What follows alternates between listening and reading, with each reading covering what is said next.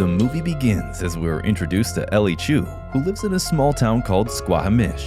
She lives with her widowed father Edwin and does most of his station master and signalman duties. She's a talented student, but not much of a people person. Since Edwin doesn't make much money to support the family, Ellie writes homework assignments for other students to earn extra money. In the next scene, Ellie's teacher is seen to be fully aware of the writing assignments Ellie has done for other students. However, she lets it slip, joking that she'd rather not have to read the essays the other students were going to write. She then hands Ellie a Grinnell College application, but Ellie declines, claiming that she must attend the nearby college instead because she's been given a full scholarship there. Later, Ellie unwillingly registers for the Winter Talent Show because seniors are mandatorily required to participate. One day, some schoolboys make fun of Ellie as she's riding her bicycle home. This frustrates her, but she ignores them. A while later, she's approached by a football player named Paul Munsky. Paul, who is aware of her writing skills, wants to hire her to write a love letter for Aster Flores, a beautiful girl at her school. Half of it is a movie about a shy and talented student named Ellie, who is hired by a sweet, inarticulate guy named Paul, who needs help winning over a popular girl. But their new and unlikely friendship gets complicated when Ellie discovers she has feelings for the same girl. How will things turn out for Ellie? Let's get into the movie to find out. Aster Flores is the beautiful daughter of the town pastor. She's dating a guy named Trig, who is from a rich family and also quite popular in school. It's obvious that Ellie has been captivated by Aster for a long time. Ellie never interacts with her much, although she plays the piano at her father's church services and longingly looks at her in the classroom. Ellie declines Paul's offer, stating that it would be unethical and inappropriate because love letters are meant to be personal and should come from the heart. However, the next day, she ultimately agrees to the job after being informed that the electricity in her house will be cut off if they don't pay the required minimum. In the meantime, Ellie reads Paul's letter and finds it to be a disaster. He claims it's because she's never been in love, which enrages Ellie. However, she still writes him a letter using a Wim Wenders quote. In her reply, Aster says that she knows that Paul plagiarized the phrase. In response, Ellie writes a reply in which she admits that she often uses other people's words instead of speaking truthfully about how she feels about the world. She also mentions that if she understood what love was, she would quote herself. In her response, Aster is honest about how difficult life can sometimes be for her as well. Despite Aster's belief that she's speaking to Paul, the two become friends over their mutual love of art and literature. On the other hand, Paul wants to text Aster immediately, but Ellie forbids him, saying that if he does, he will just be like everyone else. Meanwhile, their teacher finds a letter on the floor that Aster dropped by accident and confronts Ellie about it. Despite Ellie's assurances that she will stop, she and Aster continue to exchange letters in which they discuss their hopes and fears. In the following scene, Paul takes matters into his own hands and asks Aster out for a date. Aster accepts his invitation, and they finally go on their first date. It doesn't work out well though, because Paul is unable to communicate with Aster face-to-face without Ellie's help. Meanwhile, Ellie listens from the outside as Paul struggles to come up with something to say, which makes for an awkward evening. The next day, Ellie advises Paul to give up on Aster because they don't share any common interests. However, Ellie returns to helping Paul after he defends her from some bullies. He learns about literature and art from Ellie so that he might have more natural interactions with Aster in the future. She tries to teach him existentialism and makes him watch Hepburn movies. They even spy on Aster to learn about her likes and dislikes. During this period, Paul and Ellie grow closer and gradually start to talk about their families. Ellie reveals that although her father arrived from China with a PhD in engineering, he was rejected because of his accent and was never able to do great things in life. Paul also reveals that he must continue working for the family's sausage company or risk breaking his mother's heart. Though his family is unwilling to try it, he has an idea for a brand new dish he calls taco sausage.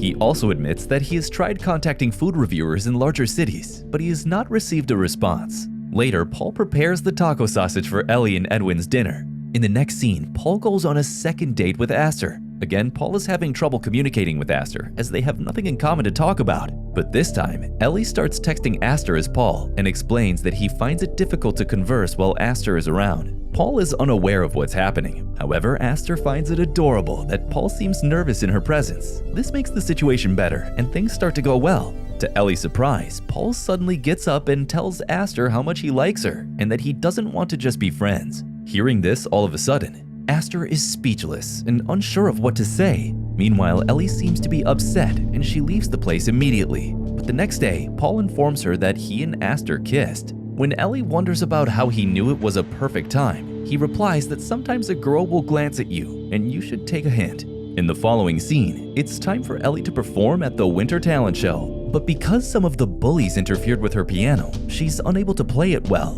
Seeing this, the audience begins laughing. In the meantime, Paul tosses her a guitar and asks her to play a song. Hesitantly, she does so, and the crowd likes it. Later on, Paul takes her to a party to celebrate her performance, where she gets drunk and eventually throws up. Then he brings her to his home and puts her to bed, and it seems that he's fallen in love with her. He then discovers letters in Ellie's bag that are written to food critics, which are probably about his sausage creations. The next morning, Ellie wakes up in Paul's bedroom and takes an aspirin left by him. As Aster drops by Paul's house to meet him and give him a painting, she's surprised to see Ellie there. Ellie, however, takes control of the situation by saying that she and Paul are only friends and that they were merely studying. She also mentions how deeply in love Paul is with Aster. Being assured, Aster invites Ellie to spend the day with her. Aster initially goes to Ellie's place at the train station. After some time, she leads her to a secret hot spring where they swim and have a private discussion. Nervously, Ellie turns her head away as Aster removes her clothes. Then, still wearing her clothes, she enters the water.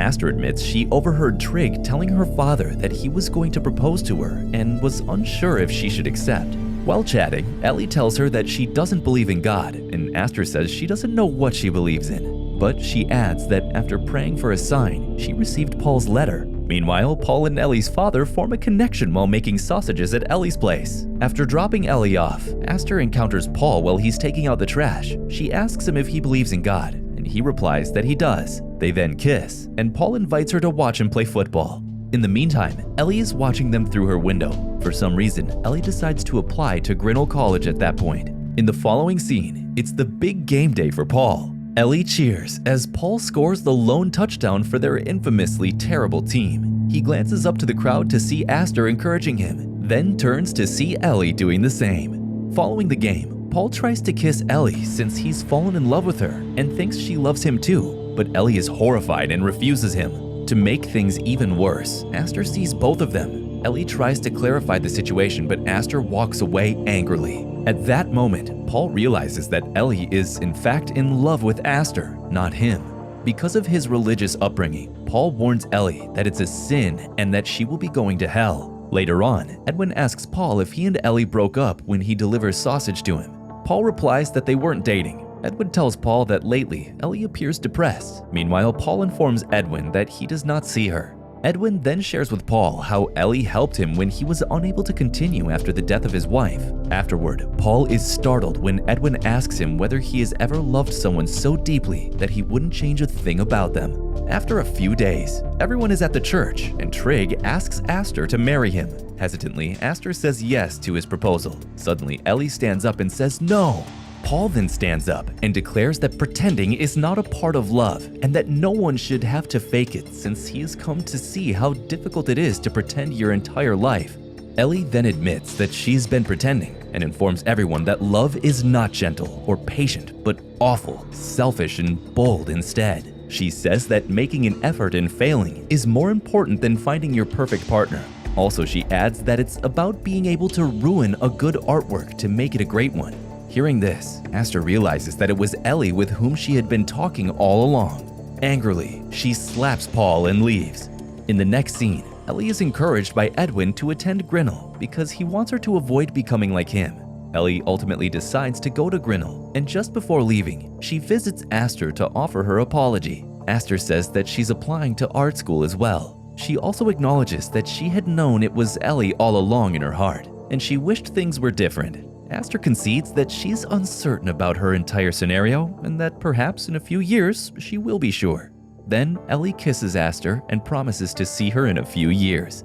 As Ellie is ready to leave for Grinnell, Paul assures her that Edwin will be taken care of and mentions the positive reviews his sausages have received. Paul bids her farewell with a mournful expression, and Ellie makes fun of him for crying. As Ellie rides the train, Paul begins running alongside the train while Ellie is on it, and she laughs at his foolishness. The movie ends with her observing the other passengers and looking forward to the future.